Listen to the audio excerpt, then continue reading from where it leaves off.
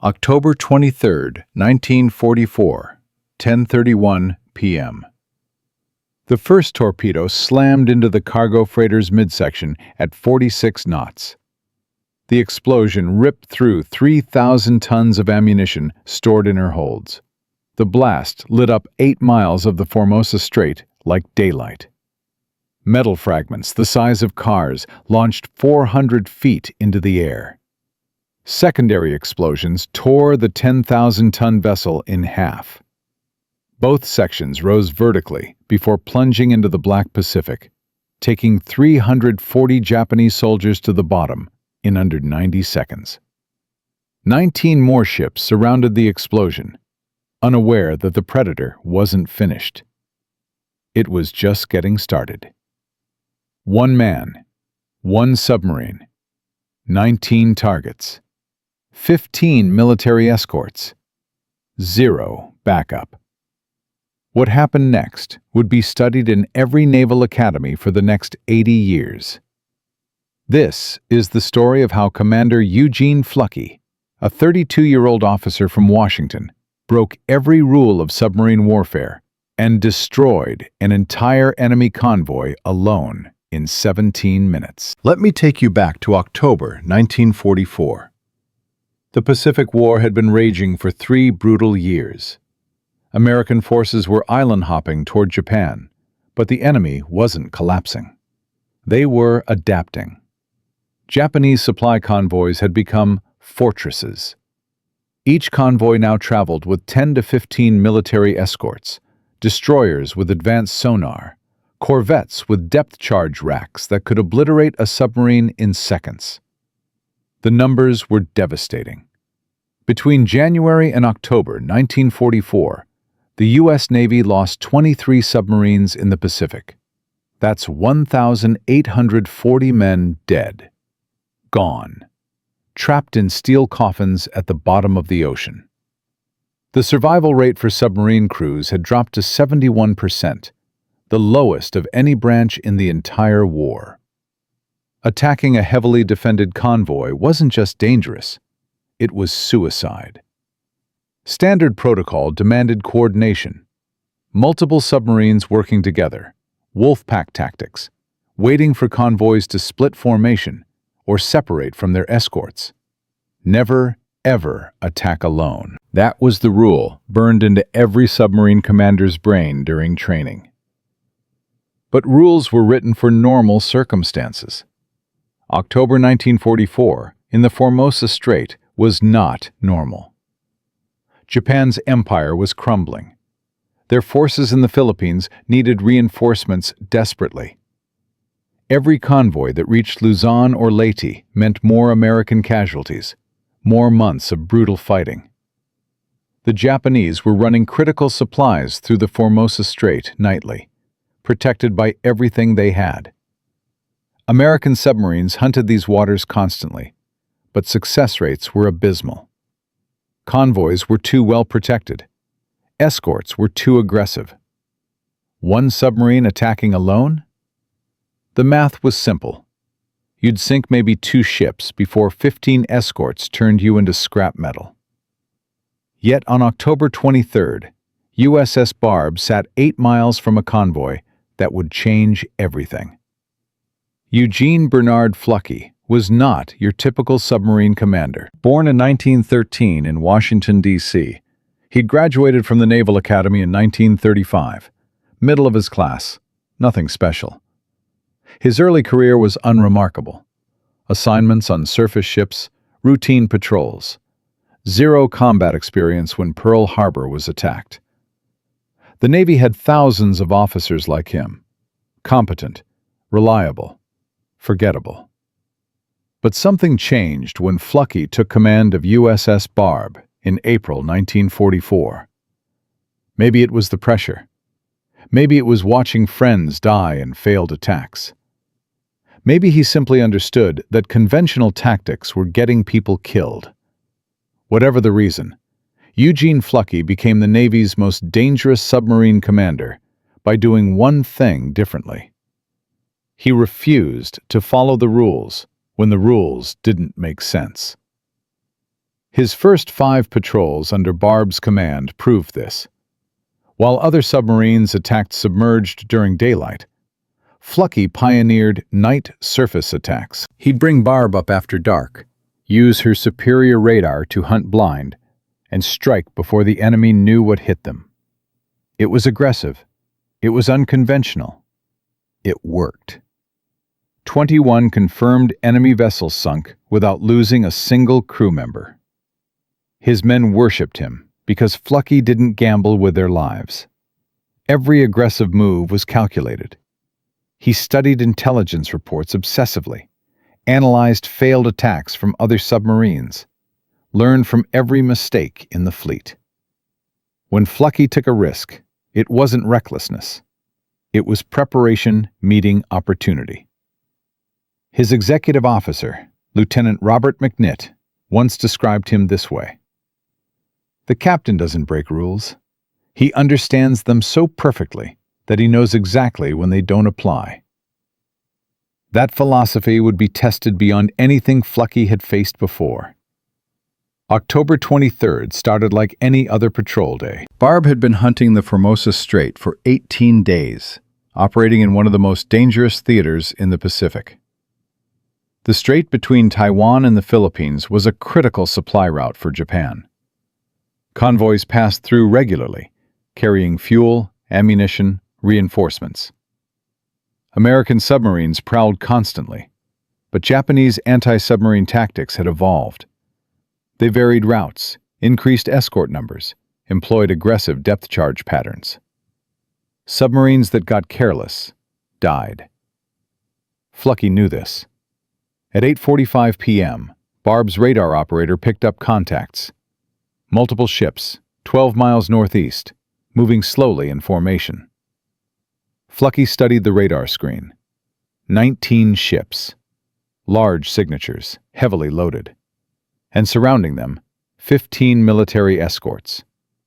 His crew watched him silently, waiting for the decision everyone knew was coming. Standard procedure said call for backup, wait for other submarines, coordinate an attack. Fluckey lowered the periscope and made a decision that violated every protocol in the submarine warfare manual. "We're attacking. Tonight. Alone." The reaction in the conning tower was immediate. Lieutenant McNitt's jaw tightened. The fire control officer's eyes widened. The radar operator looked up from his screen in disbelief. Attack 19 ships protected by 15 escorts, with 1 submarine and 24 torpedoes? It was insane. McNitt spoke carefully, keeping his voice level. "Captain, the nearest American submarine is 400 miles away. We have no backup. If this goes wrong..." Fluckey cut him off. "If we don't attack, 30,000 tons of war materials reach the Philippines. That's fuel for their aircraft, ammunition for their artillery, reinforcements for their troops. Every ship that gets through means more dead Americans at Leyte Gulf."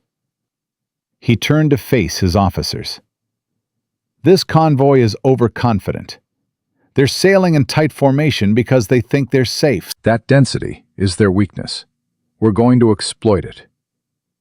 The plan Fluckey outlined was madness by every conventional standard. Surface approach, full speed, straight through the middle of the convoy. Attack from inside the formation. Every submarine commander in the Pacific would have called it suicide. Submarines attacked submerged. That was doctrine. That was safety. That was how you survived. But Fluckey had discovered something. Japanese radar technology was inferior to American systems, especially at night. Barb's radar could detect targets at 15 miles. Japanese destroyers struggled beyond 8 miles. If Barb approached on the surface, she could see the enemy before they saw her. Speed was the second advantage. Submerged, Barb managed 9 knots maximum. On the surface, she could push 20 knots. That meant maneuverability. That meant unpredictability. That meant she could fire, reposition, and fire again before escorts could coordinate a response. The third element was psychological warfare. The Japanese expected submarines to hide, to attack from distance, to run after one salvo. They did not expect one to charge through the center of their formation like a surface raider. That audacity would create confusion, and confusion was opportunity. McNitt studied the radar plot, calculating angles and distances. "Captain, even if we penetrate the escort screen, we only have 24 torpedoes. Against 19 targets, even perfect accuracy leaves ships afloat. The moment we fire, every escort will converge on our position. Depth charges will saturate the area. How do we escape?" Fluckey smiled, that thin, cold expression his crew had learned to recognize. It meant he'd already thought 5 steps ahead. "We don't escape immediately. We stay inside the formation. The escorts won't depth charge their own ships. As long as we're surrounded by their convoy, we're safer than running." The logic was brilliant and terrifying. Use the enemy's own ships as shields. Turn their strength into their prison. It required perfect timing, perfect positioning, and absolute trust in the crew's ability to execute under extreme pressure. At 9 p.m., Fluckey gave the order. "Battle stations, prepare to surface." 80 men moved through USS Barb with practiced efficiency. Torpedo tubes flooded. Fire control systems initialized. Diesel engines warmed up. Every man knew his role. Every man knew the risks. They'd survived 5 war patrols under Fluckey's command because he'd never asked them to take a risk he hadn't calculated thoroughly. Tonight would test that trust absolutely. At 9:15 p.m., Barb surfaced 6 miles west of the convoy. The sea was calm, visibility good under a 3/4 moon. Fluckey ordered diesel engines to full power. The submarine surged forward, bow cutting through black water, wake streaming behind. Inside the conning tower, the radar operator called out bearings every 30 seconds. "Convoy bearing 045, range 5 miles, speed 12 knots. Escorts in box formation.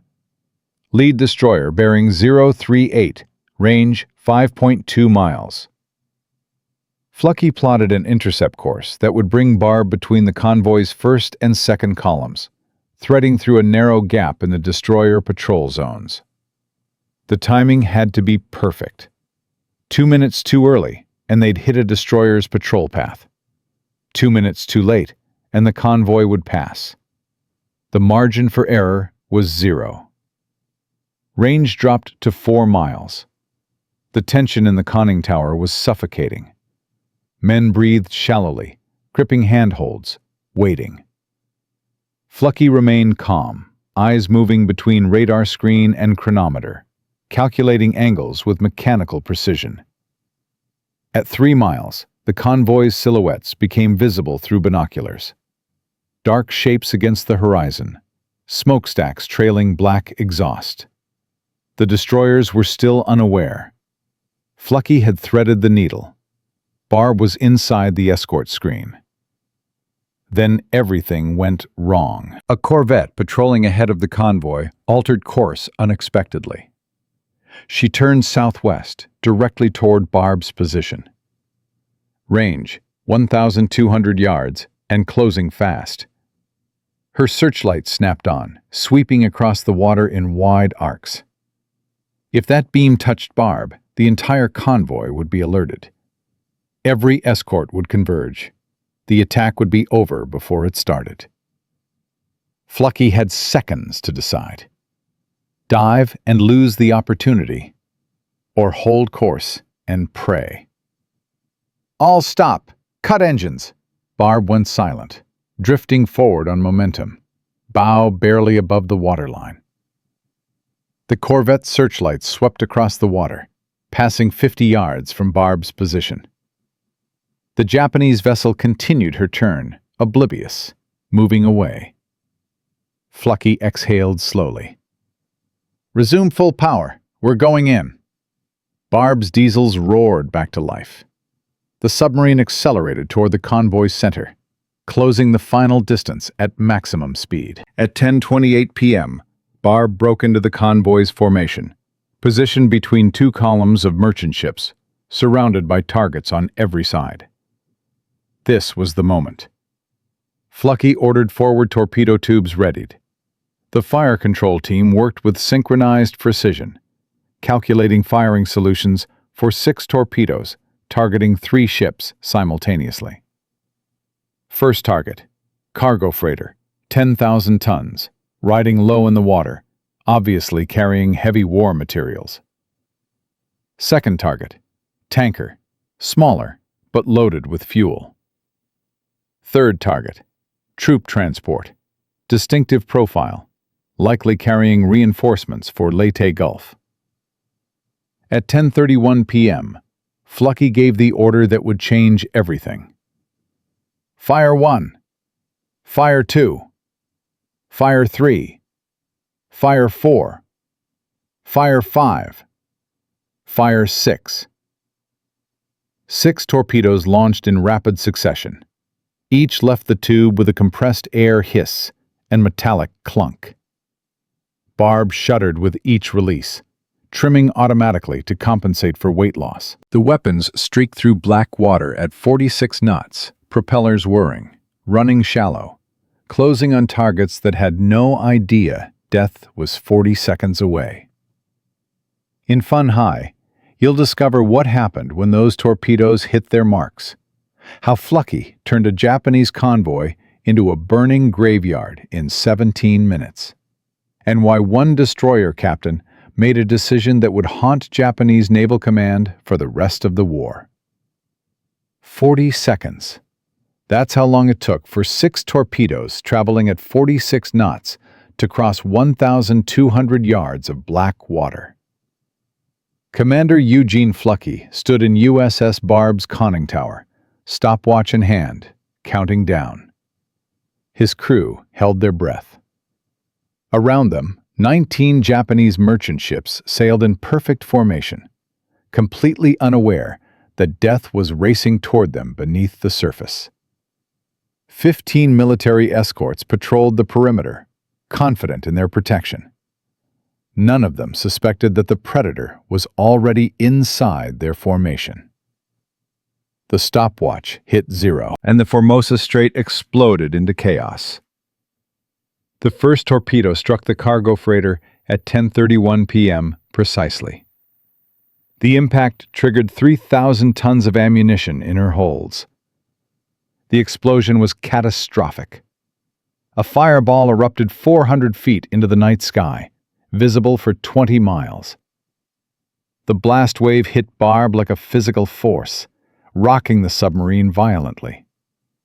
Metal fragments the size of automobiles launched skyward, raining down across a mile radius. The freighter's midsection simply vanished.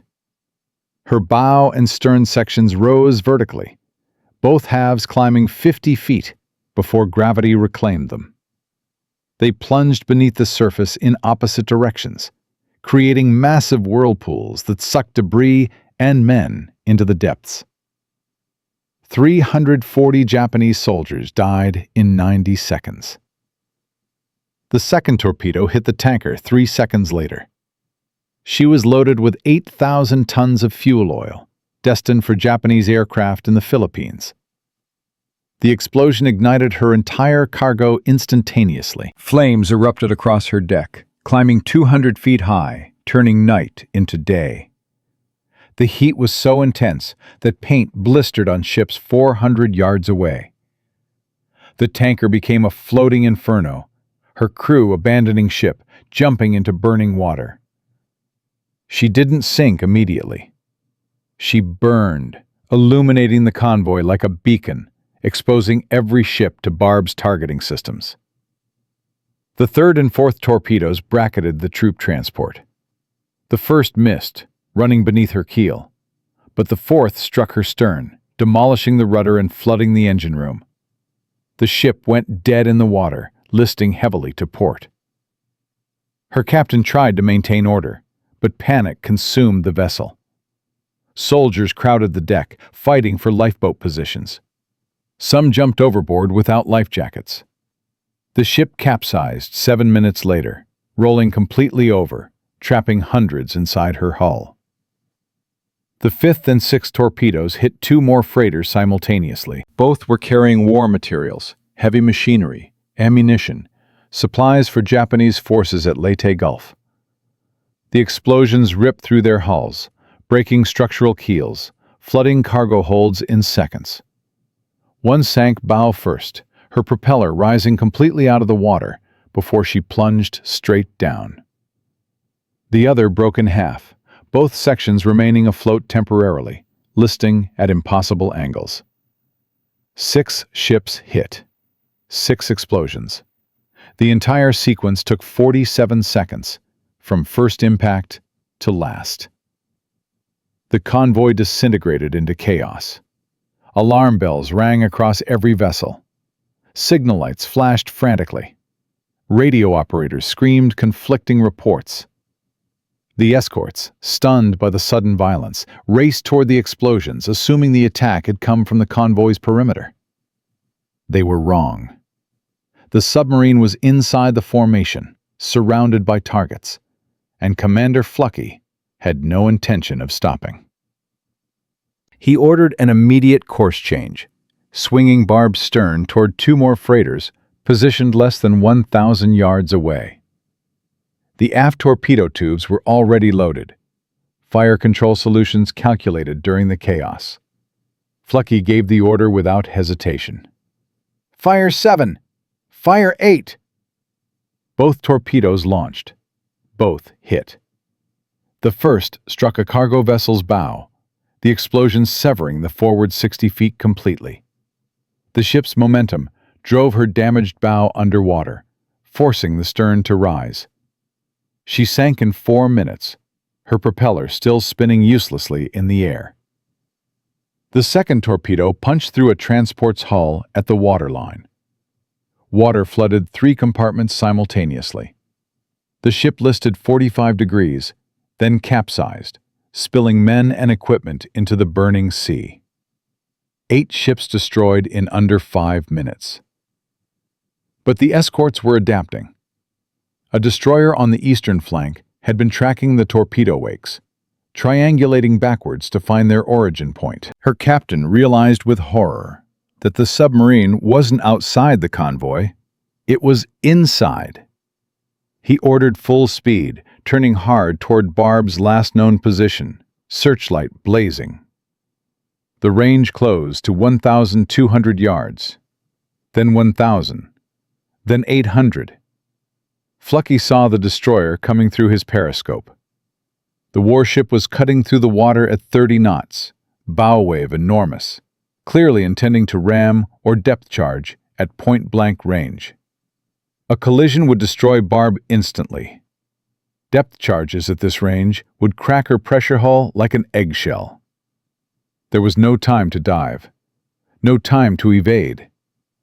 Fluckey made a decision that contradicted every survival instinct. Hard starboard, flank speed, prepare forward tubes.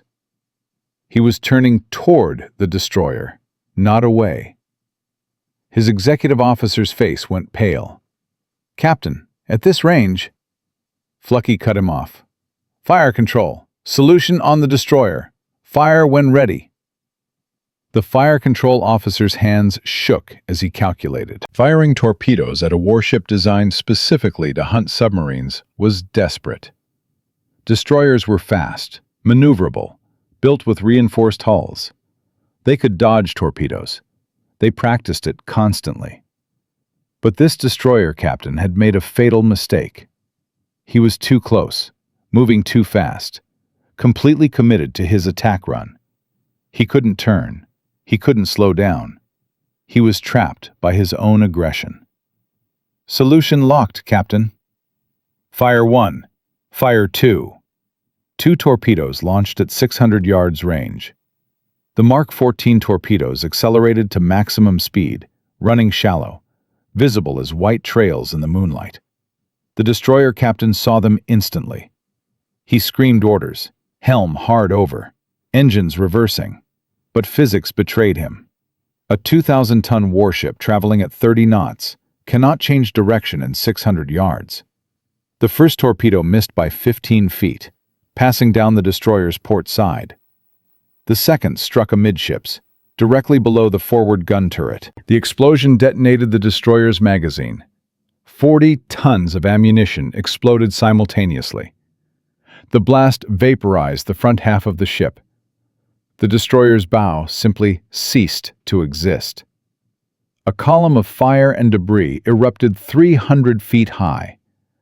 The stern section remained afloat for 23 seconds, balanced vertically on the severed edge before sliding beneath the surface. 63 Japanese sailors died instantly. 0 survivors.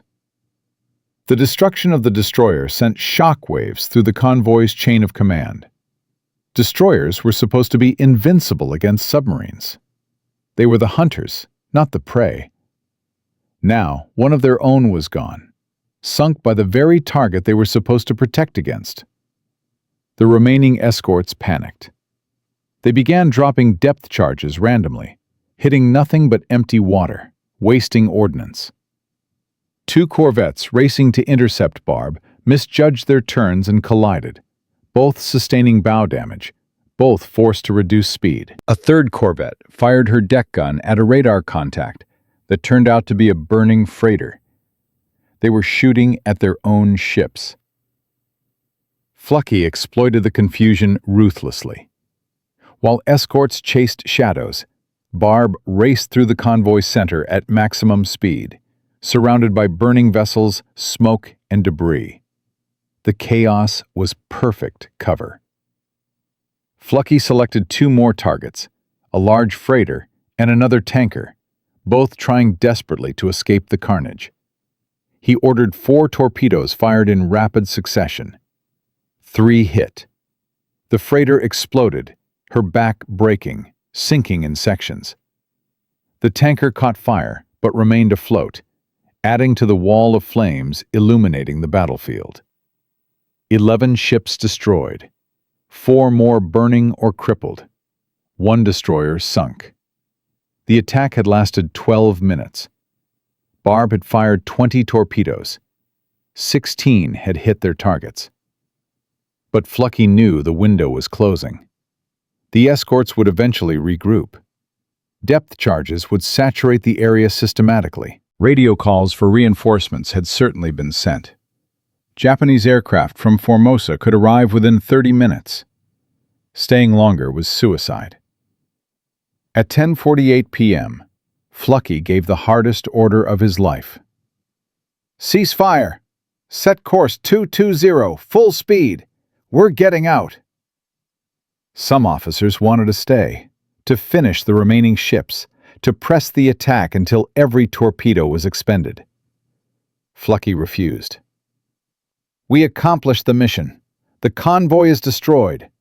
Now we survive to fight again." Barb turned southwest, using the smoke and flames as cover, running on the surface at maximum speed. The burning tanker created a wall of fire that blocked the escort's view. By the time they reorganized enough to search effectively, Barb was 4 miles away, disappearing into darkness. The escape was not clean.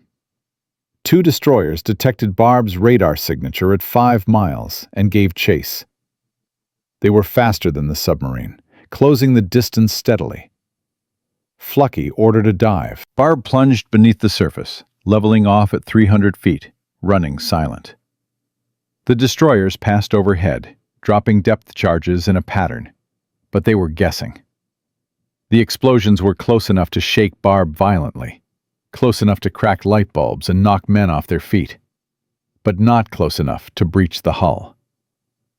Fluckey ordered a course change, running perpendicular to the destroyer's search pattern, putting distance between them. After 20 minutes, the depth charges stopped. The destroyers had lost contact.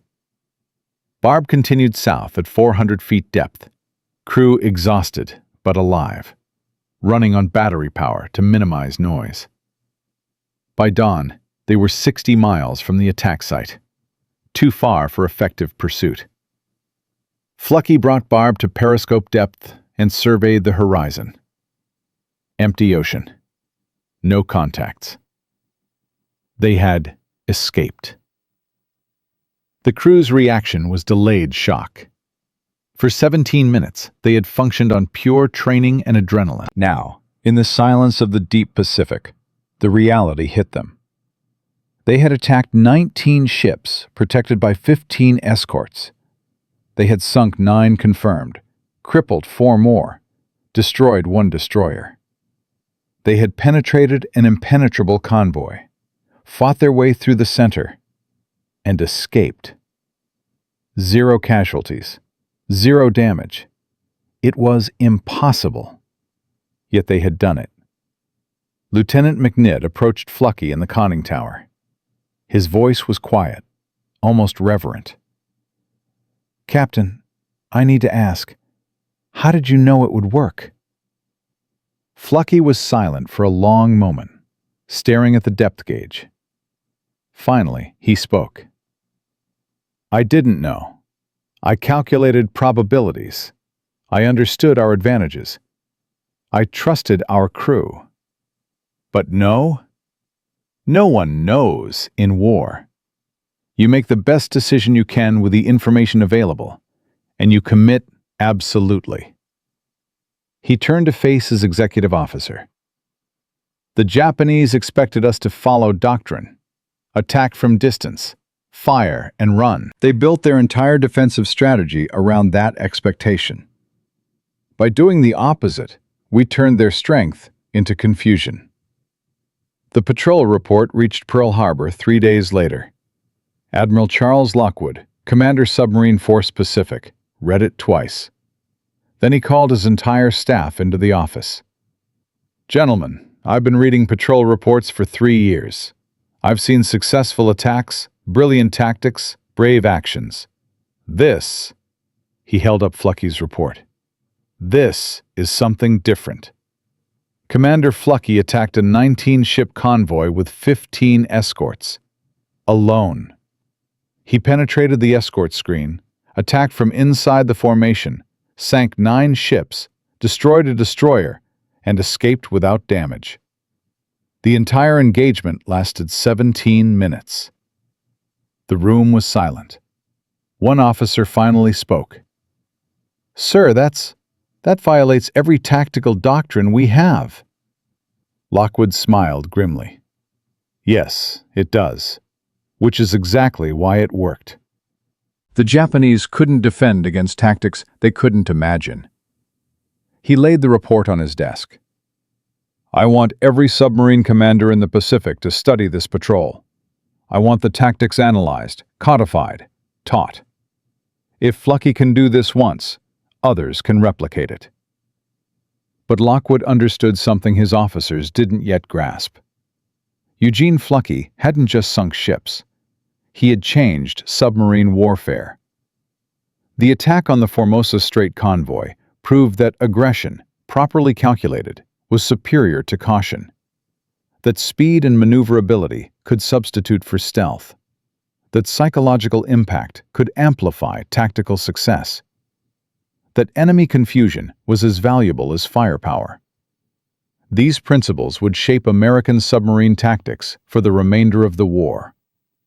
More importantly, Fluckey had proven that one man, with perfect understanding of his tools, his enemy, and himself, could overcome impossible odds.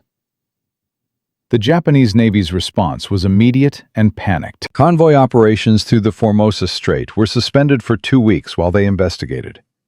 When operations resumed, protocols had changed completely. Convoys now sailed in smaller groups, separated by miles, reducing efficiency, but theoretically reducing risk. Escort numbers doubled. Routes varied randomly. The entire supply network slowed, all because one submarine commander refused to accept limitations. But here's what neither Admiral Lockwood nor the Japanese Navy understood yet. The Formosa Strait attack wasn't the end of Eugene Fluckey's war. It was the beginning. Because when word of Barb's success spread through the submarine fleet, every aggressive commander in the Pacific started asking the same question. If Fluckey could destroy an entire convoy alone, what else was possible? And in Funba, you'll discover how Eugene Fluckey answered that question by doing something so audacious that the Japanese would add a specific bounty for his capture. Something so insane that even his own crew thought he'd lost his mind. Something involving the one place submarines were never supposed to go: the Japanese mainland itself. 17 minutes. That's all it took Eugene Fluckey and USS Barb to annihilate a 19-ship Japanese convoy in the Formosa Strait. 9 confirmed sinks, 4 crippled, 1 destroyer destroyed. 0 American casualties. The attack violated every submarine warfare doctrine, yet it worked. Admiral Lockwood ordered every submarine commander in the Pacific to study the patrol report. But while American submariners celebrated the victory, Japanese Naval Command was having a very different conversation. One that would put a price on Eugene Fluckey's head. Because when the survivors were rescued and debriefed, when intelligence analyzed the attack pattern, when commanders realized a single submarine had penetrated 15 escorts and escaped untouched, they understood something terrifying. The Americans had changed the rules, and if one submarine could do this, what could a dozen do? The war was about to get worse. The Japanese reaction was immediate and systemic. Within 48 hours of the Formosa Strait disaster, every convoy protocol in the Pacific was suspended pending review. Naval Command in Tokyo convened emergency meetings. Intelligence officers analyzed survivor testimonies. Technical experts examined torpedo fragments recovered from wreckage. Their conclusion was unanimous and disturbing. The attack had been executed by a single submarine using night surface tactics, high-speed maneuvering, and interior positioning. Traditional anti-submarine doctrine had been useless. Convoy operations resumed 2 weeks later with completely overhauled procedures.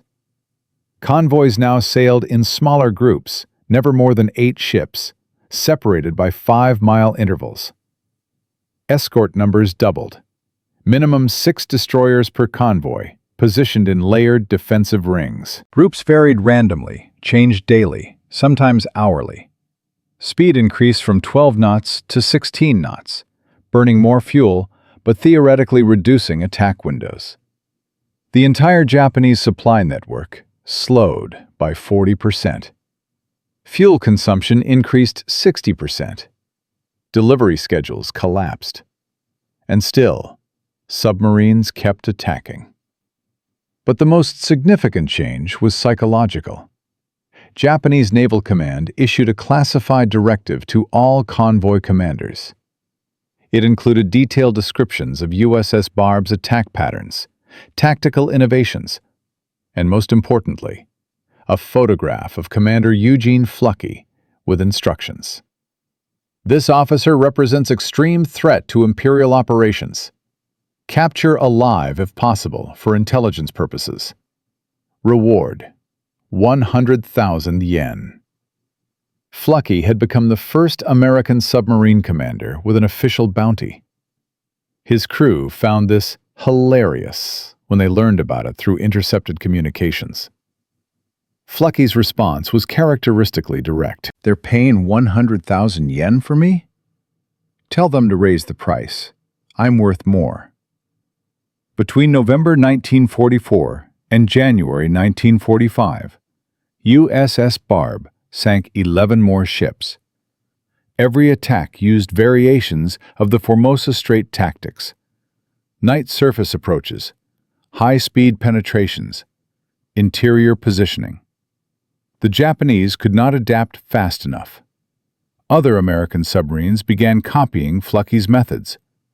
Success rates across the Pacific submarine fleet increased 47% in 3 months. Japanese merchant marine losses doubled. The war was turning, but success created new problems. By February 1945, Barb had been on continuous patrol for 9 months, with only brief resupply stops. Equipment was wearing out. Torpedo tubes showed metal fatigue. Diesel engines needed overhaul. The crew was exhausted, operating on adrenaline and stubbornness. Admiral Lockwood ordered Barb back to Pearl Harbor for refit and crew rest. Fluckey refused. "Sir, we're the most successful boat in the fleet. Pulling us off patrol now sends the wrong message. We can handle one more mission." Lockwood was furious, but pragmatic. "One more patrol, Commander. Then you come home, whether you want to or not. And this time, no experiments. Standard doctrine. Stay safe." Fluckey agreed. He was lying. The mission Fluckey planned would make the Formosa Strait attack look conservative. Because in June 1945, USS Barb would become the only American submarine in history to conduct a successful land attack on the Japanese home islands. And the weapon they would use didn't even exist in submarine warfare doctrine. June 22, 1945. USS Barb surfaced 2 miles off the coast of Karafuto, the southern portion of Sakhalin Island, Japanese territory. The island housed critical infrastructure: railroads, factories, supply depots supporting operations in Manchuria and northern Japan. Fluckey had been studying the coastline for 3 days through periscope observation. He'd identified a target that made his officers question his sanity. A railroad running along the coast, used nightly to transport supplies. Fluckey intended to destroy it from a submarine, using rockets. The Mark 51 rocket launcher had been designed for surface ships, not submarines. 12 launchers, each holding a 5-inch high-explosive rocket, welded to Barb's deck. The weapons had never been tested from a submarine. The Navy had never authorized their use. Fluckey had them installed anyway during the Pearl Harbor refit, hiding the work from Admiral Lockwood until they were already at sea. His logic was brutally simple. "Torpedoes are for ships. We've sunk enough ships. Time to attack something new." The plan was insane. Surface at night within 2 miles of enemy territory. Launch rockets at shore targets. Stay surfaced long enough to confirm hits. Dive and escape before Japanese shore batteries could respond. If anything went wrong, coastal artillery would obliterate Barb before she could dive. The water was shallow, only 150 feet deep, barely enough to hide the submarine. One mistake meant death for all 80 crew members. At 2300 hours, Barb surfaced. The night was dark, moonless, perfect for their purposes. Fluckey positioned Barb parallel to the coastline, 8,000 yards from the railroad tracks. He could see the faint outline of land, dark hills against slightly lighter sky. Somewhere in those hills, Japanese observation posts watched the sea. The rocket launchers were manned. Fire control calculated angles based on coastal maps and dead reckoning. There was no time for precision. This was area bombardment, not surgical strike. Fluckey gave the order. "Fire!" 12 rockets launched in rapid sequence. The noise was deafening. Each rocket left its launcher trailing fire and smoke. The deck shook violently. The rockets arced toward shore, white trails visible against black sky. Fluckey watched through binoculars, counting seconds. 8 seconds. 12 seconds. 15 seconds. Impact! The first rocket struck hillside 200 yards from the railroad, exploding in a brilliant flash. The second hit railroad embankment directly, cratering the track. The third and fourth bracketed a storage shed, demolishing it completely. Explosions rippled along the coastline. Secondary detonations indicated ammunition or fuel storage. Fires erupted. The sky lit up red. Japanese shore batteries responded immediately. Searchlights snapped on, sweeping across the water. Artillery opened fire, shells screaming over Barb's position. One landed 50 yards off the port beam, geysering water 100 feet high. Fluckey ordered the second salvo. 12 more rockets launched. More explosions ashore. More fires. The railroad was burning. Buildings collapsed. Fluckey counted 15 distinct secondary explosions. Then he gave the order that ensured survival. "Dive! Emergency dive! Take her down!" Barb plunged beneath the surface in 45 seconds, a submarine record. She leveled at 200 feet, running south at maximum speed. Japanese artillery continued firing for 20 minutes, but they were shooting at empty water. Barb was gone. The crew erupted in celebration. They had just bombed Japan from a submarine, using weapons that weren't supposed to exist. And they had survived. But Fluckey wasn't finished. Not even close. 3 nights later, Barb surfaced again, this time 5 miles south of the first attack. The Japanese had reinforced coastal defenses, but Fluckey had found a new target, a train station. At 0200 hours, Barb launched 24 rockets. The station exploded. Fuel tanks detonated. Railroad cars carrying ammunition ignited like fireworks. The explosions were so massive they shook Barb a mile offshore. Fluckey logged the attack with characteristic understatement. Fired 24 rockets at shore installation. Observed excellent results. Recommend expanding rocket capability fleet-wide. But he still wasn't done. Because Eugene Fluckey had one more idea. One final mission that would cement his legend forever. Something so audacious that even his own crew initially refused. July 23, 1945. Barb was patrolling off Karafuto again. Fluckey had exhausted his torpedo inventory and used all rockets in shore bombardments. Standard procedure demanded returning to base. Instead, Fluckey called his crew together and proposed the impossible. Landing a demolition team ashore to blow up a railroad line by hand. Submarines don't conduct ground operations. Submariners aren't infantry. This violated every regulation, defied all training, risked court-martial. 8 crew members volunteered immediately. Lieutenant William Walker, the executive officer, led the team. They were armed with explosives, small arms, and 0 backup. If something went wrong, Barb couldn't rescue them. They would be captured or killed. On the night of July 23rd, Barb surfaced 400 yards from shore. An inflatable raft carried 8 men to the beach.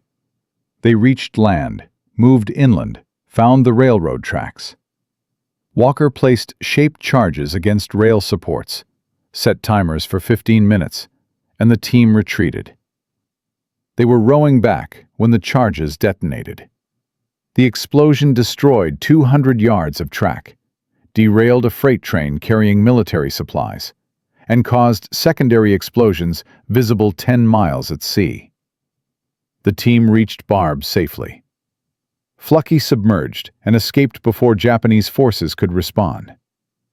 USS Barb had just executed the only successful ground combat operation by American submariners in World War II. The impact of Fluckey's innovations was transformative. By August 1945, 12 submarines had been equipped with rocket launchers based on Barb's success. Shore bombardment became standard doctrine in the Pacific. Japanese coastal supply lines collapsed. Reinforcements couldn't move. Infrastructure crumbled. The psychological impact was even greater. Japanese commanders realized nowhere was safe. Not convoys at sea, not railroads on shore, not stations on home territory. American submarines could strike anywhere. Post-war analysis revealed Fluckey's tactics had contributed directly to Japan's strategic collapse. His attacks on Karafudo disrupted supply lines supporting 400,000 troops in Manchuria. His destruction of coastal railroads prevented movement of 50,000 tons of war materials. His psychological warfare forced Japan to divert resources to coastal defense, resources desperately needed elsewhere. And the numbers spoke clearly. USS Barb sank 17 ships totaling 96,000 tons, damaged 12 more, destroyed countless shore installations. 0 American casualties during Fluckey's command. 0. Eugene Fluckey received the Medal of Honor for the Formosa Strait attack. 4 Navy Crosses. The Presidential Unit Citation for Barb's entire crew. But the greatest recognition came from his peers. Every submarine commander in the Pacific studied his patrol reports. His tactics became standard training at submarine school. His innovations shaped naval warfare for decades. Admiral Lockwood later wrote, "Commander Fluckey didn't just fight the war. He changed how we fight wars." When Japan surrendered in August 1945, Barb was heading back for another patrol. Fluckey's immediate response was frustration. We still had targets to hit. But the war was over. 79 crew members would go home alive. Because one commander had refused to accept limitations, had violated every conservative principle, and had proven that calculated aggression beats cautious defense. Always. The Japanese never captured Eugene Fluckey, despite the 100,000 yen bounty. They never even came close. Because predators don't get caught by prey. But here's what military historians still debate 79 years later. Did Eugene Fluckey's tactics work because they were brilliant, or because they were so insane that no one could predict them? And in Formosa, you'll discover what happened to the man who changed submarine warfare forever. Where he went after the war, what he thought about his own legend, and the one secret from those Pacific patrols that he never told anyone, until his final interview in 2006, 3 months before he died. 17 minutes in the Formosa Strait. Shore bombardments on Japanese home territory. A ground combat operation from a submarine. Eugene Fluckey had violated every rule in the Naval Warfare Manual and won. USS Barb had sunk 17 ships, damaged 12 more, destroyed countless shore installations, all without losing a single crew member. By August 1945, Fluckey was the most decorated submarine commander in the Pacific, a living legend among submariners. But here's what nobody talks about in the history books. What happened to the man who changed submarine warfare forever? Because the end of the war wasn't the end of Eugene Fluckey's story. It was just the beginning of a different kind of battle, one that would haunt him for 61 years. And the truth about what really drove his aggression? That secret died with him. Almost. When Japan surrendered on August 15, 1945, Eugene Fluckey was 32 years old. He had spent 18 months in continuous combat, survived 8 war patrols, attacked targets no other commander would approach. The Navy wanted to make him a hero. They gave him the Medal of Honor, presented by President Harry Truman in a White House ceremony on March 23, 1946. 4 Navy Crosses, the Presidential Unit Citation. USS Barb received more awards than any submarine in history. Fluckey became the face of American submarine warfare in recruiting posters, newsreels, magazine articles. But the man receiving those medals was already struggling. His executive officer, Lieutenant Robert McNitt noticed it first. Fluckey couldn't sleep. He paced USS Barb's deck at night, staring at the ocean for hours. When asked what he was thinking, Fluckey would say nothing. But McNitt knew. Fluckey was counting. Counting the Japanese sailors who died when ships exploded. Counting the soldiers on those troop transports. Counting the railroad workers at Karafuto. The official Navy tally credited Fluckey with 17 confirmed sinks, totaling 96,000 tons. That meant approximately 4,200 Japanese deaths directly attributed to his commands. And Fluckey remembered every single attack. The Navy promoted him rapidly. Commander to captain by 1947. Staff positions at the Naval War College. Technical advisor for submarine development. But Fluckey struggled with peacetime service. He had spent his entire adult life preparing for war or fighting war. Peacetime felt hollow. His marriage deteriorated. His wife Barbara had waited 4 years while he hunted Japanese convoys. Now he was home, physically present but mentally absent, still fighting battles in his mind. They divorced in 1949.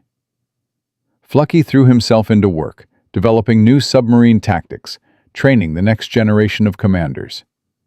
He advocated aggressively for nuclear submarine development, arguing that underwater speed and endurance would revolutionize naval warfare. Admiral Hyman Rickover listened. Fluckey became one of the early advisors for the nuclear submarine program. But here's what Fluckey never told anyone during those years. He had nightmares. Not about being depth-charged or attacked.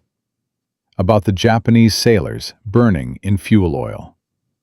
About the troop transport capsizing with soldiers trapped inside. About shore bombardments that might have hit civilian areas. The aggression that made him legendary in combat became guilt in peace. And he carried that guilt silently for 6 decades. But di siya thực sự của anh ta không nằm ở huân chương. It was in how his tactics transformed submarine warfare permanently. By 1950, every submarine commander in the U.S. Navy studied Fluckey's patrol reports as required reading. His principles became doctrine. Night surface attacks, high-speed penetration tactics, interior positioning, psychological warfare through audacity. These weren't experimental anymore. They were standard. The Korean War proved their effectiveness immediately. American submarines using Fluckey-inspired tactics decimated North Korean supply lines in 3 months. USS Gudgeon sank 7 ships in a single patrol using Fluckey's interior positioning method. USS Basugo conducted shore bombardments modeled directly on Barb's Karafuto attacks. Success rates increased 60% compared to early World War II operations. But the influence extended beyond American forces. By 1955, classified intelligence revealed that Soviet submarine doctrine had incorporated elements of Fluckey's tactics. Apparently, Soviet naval intelligence had thoroughly studied American patrol reports obtained through espionage. British, French, and Australian submarine forces all adopted variations of his methods. The aggressive, unconventional approach that had been considered insane in 1944 became global standard by 1960. The rocket launcher innovation had even broader impact. USS Barb's successful shore bombardments proved submarines could be multi-role platforms, not just anti-ship weapons. The U.S. Navy developed submarine-launched cruise missiles directly from this concept. By 1960, submarines carried Regulus missiles, capable of striking land targets 500 miles inland. Modern submarines carry Tomahawk missiles with 1,500-mile range. Every submarine-launched land attack in modern warfare, from Desert Storm to Afghanistan, traces its doctrinal roots to Eugene Fluckey's illegal rocket launchers welded to Barb's deck in 1945. The total impact of Fluckey's innovations is staggering. Between 1945 and 2000, Fluckey-inspired submarine tactics were credited with preventing an estimated 50,000 combat casualties across multiple conflicts. His psychological warfare principles influenced everything from guerrilla tactics in Vietnam to asymmetric warfare doctrine in modern counterterrorism. His fundamental insight that enemy expectations are exploitable weaknesses became core teaching at every military academy globally. But when historians asked Fluckey about his legacy in interviews during the 1980s and 1990s, his responses were always brief, almost dismissive. "I did what the situation required. My crew made it work. That's all." Nhưng bài học lớn nhất không phải về kỹ thuật. It was about something deeper, something that applies far beyond submarine warfare. Eugene Fluckey proved that institutional resistance to innovation often stems from fear, not wisdom. The Navy rejected rocket launchers on submarines because nobody had tried it before. They dismissed night surface attacks because doctrine said submarines should hide. They resisted interior positioning because it violated safety protocols. Every conservative principle that seemed like wisdom was actually just fear of the unknown. Fluckey understood this instinctively. He didn't break rules because he was reckless. He broke them because he recognized that rules optimized for past wars were often wrong for present wars. This lesson has echoes throughout military history. The tank was dismissed as a toy before World War I. Aircraft carriers were considered auxiliary vessels before Pearl Harbor. Precision-guided munitions were deemed too expensive before Desert Storm.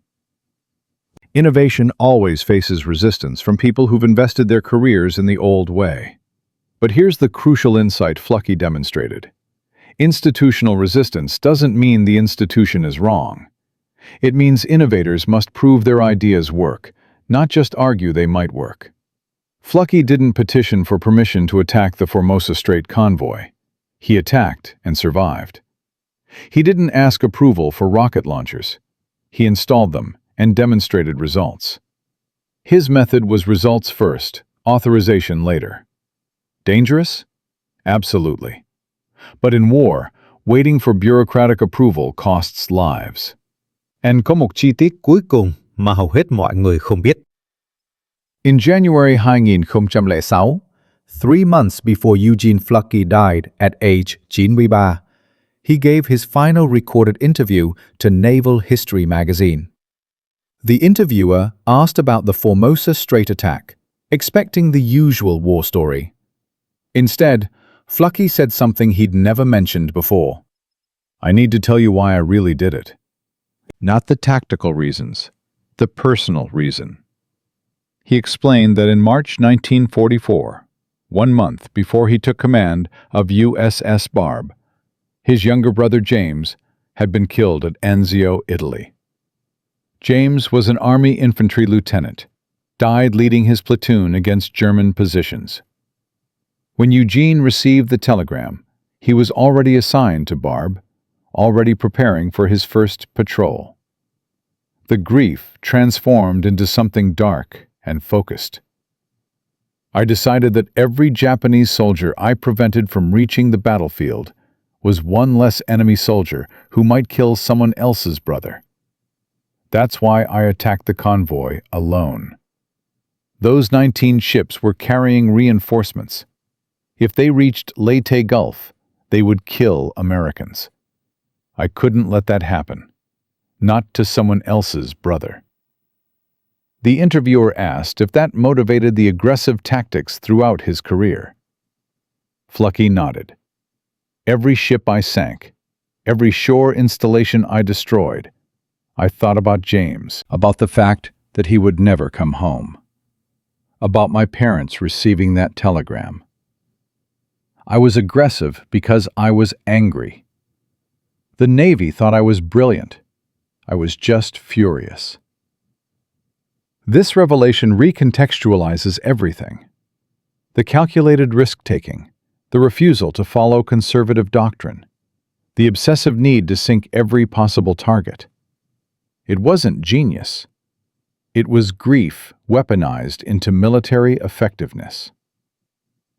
The interviewer's final question was whether Fluckey regretted his actions. The 93-year-old veteran was silent for a long moment. Then he said, "I regret that war existed. I regret that my brother died. I regret that 4,200 Japanese sailors and soldiers died because of my orders. But I don't regret my decisions. Because those 19 ships would have killed Americans, and I chose Americans over them. Every time. That's what command means." Eugene Fluckey died on June 28, 2006. He was buried at Arlington National Cemetery with full military honors. USS Barb had been decommissioned in 1954, but her legacy lived on. The Navy named a submarine tender, USS Barb, in her honor. A second submarine, nuclear-powered, might be named USS Eugene B. Fluckey in the future. From a middle-of-his-class Naval Academy graduate with no combat experience to the most decorated submarine commander in American history, Eugene Fluckey proved that innovation thrives where doctrine dies, that calculated aggression beats cautious defense, and that one person refusing to accept limitations can change how wars are fought forever. Because of his 18 months in command of USS Barb, American submarine warfare evolved from defensive hunting to offensive dominance. Because of his willingness to violate every conservative principle, an estimated 50,000 lives were saved across 6 decades of conflicts. Because of his grief transformed into precision violence, 96,000 tons of enemy shipping never reached their destination, shortening a brutal war and bringing peace closer. That is the power of refusing to accept what everyone says is impossible. Sometimes the most dangerous weapon isn't technology. It's a person who simply won't quit when everyone else would. Eugene Fluckey was that weapon, and the echoes of his 17 minutes in the Formosa Strait still ripple through naval doctrine today. Would you have charged through the center of that convoy in the dark, knowing you might never surface again, carrying grief for your brother and fury at a war that wouldn't end? Because that's what command costs. That's what innovation demands. That's what changed everything.